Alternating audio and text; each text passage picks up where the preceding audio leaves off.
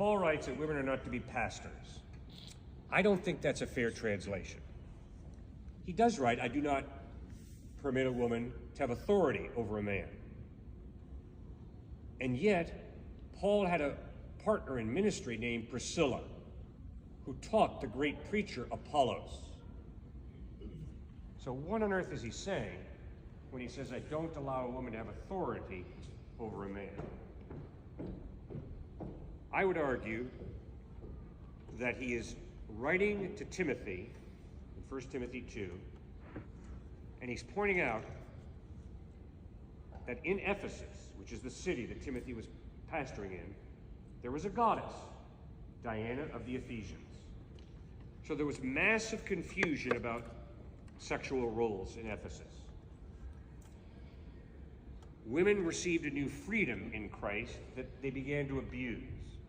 And that's why in his comments to the Corinthians in 1 Corinthians 11 and 14, he says, I don't allow a woman to teach a man. But wait a second, Paul, you got Priscilla teaching Apollos. I think it gets back to the education issue. Women were not allowed to get an education, so Paul is saying, I'm not going to have an uneducated person starting to teach. Now, what I've just told you, some very strong Christians who I respect highly disagree with me. So please, I'm not trying to contradict them. I'm just telling you how I handle those difficult scriptures.